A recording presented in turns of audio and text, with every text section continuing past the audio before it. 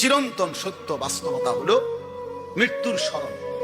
মৃত্যুর স্মরণ দোস্ত, আমরা এই অনিবার্য সত্য চিরন্তন বাস্তবতাকে ভুলে যাওয়ার, অস্বীকার করা, পাশ কাটাইবা, নয়সয় করার কোনো সুযোগ নেই। এই সত্য গ্রহণ করতে মনে থাকলেও মরে যাবেন, মনে না থাকলেও মরে যাবেন, সুস্থ থাকলেও মরে যাবেন, অসুস্থ হলেও মরে যাবেন, রাজপ্রাসাদেও মরে যাবে, জীর্ণ কুঠির কুড়ে ঘরের লোকটাও মরে যাবে, মরে যাবে, চলে যেতেই হবে। হাসেন কিংবা কাঁদেন, রাতে কিংবা দিন, আনুগত্য করেন আর নাফরমানি করেন, আপনি মরে যাবেন। আমল করতে করতে যদি আব্দুল কাদের জিলানীও হয়ে যান তাইলেও মরে যাবেন। নাফরমানি করতে করতে যদি ফেরাউন নমরুদ হয়ে যান তাইলেও মরে যাবেন। চলে যেতে হবে ভাইয়া। এক চিরন্তন সত্য যে আমাদেরকে মৃত্যুবরণ করতে হবে। আল্লাহ নবী সাল্লাল্লাহু আলাইহি ওয়াসাল্লাম বলছেন, কাফা বিল মাউতি ওয়াইজান।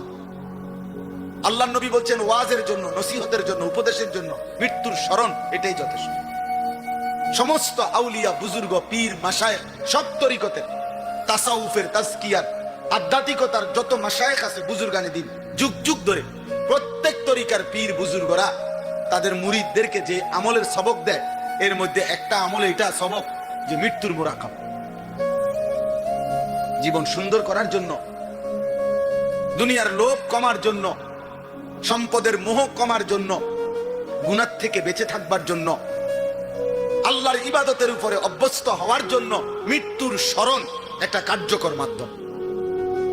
কেউ যদি 1 মিনিট চোখ বন্ধ করে ভাবে যে এই চোখটা বন্ধ করলে আমি যেমন কিছুই দেখি না, একদিন সত্যি সত্যি আমার চোখটা বন্ধ হয়ে যাবে, এই পৃথিবীর সমস্ত কিছু চলমান থাকবে, আমি স্তব্ধ হয়ে যাব।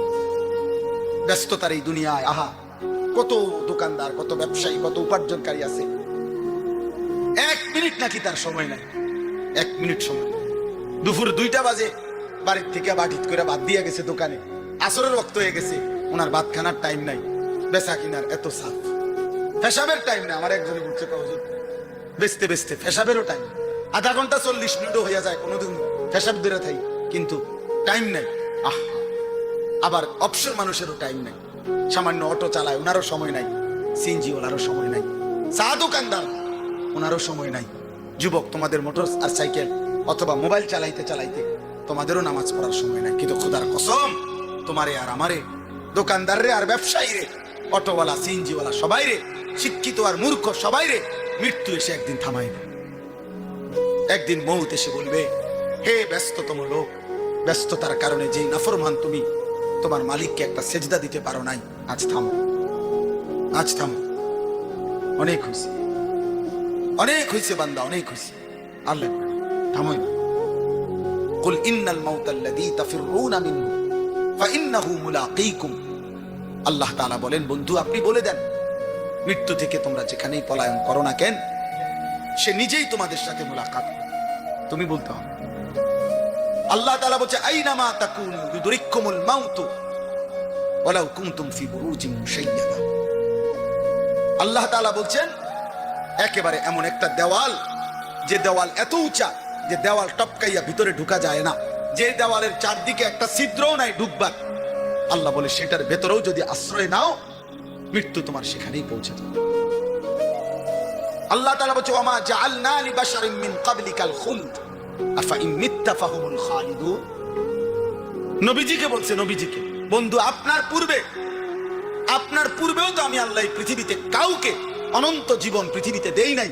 তাহলে আপনি ওই বেঈমানদেরকে বলেন, উহুদের যুদ্ধে ওরা যে বলল আপনি মারা গেছেন, তো আপনি যদি মৃত্যু বরণ করেন অসুবিধা কি? তারা কি পৃথিবীতে স্থায়ী থাকবে?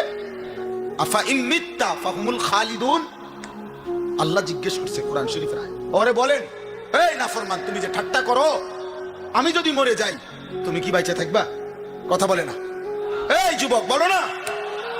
হাই হাই নওজোয়ান, চেহারা দেখলে বোঝা যায় রে বাপ, আজ কতদিন হয় নামাজ, অনেক ছিল।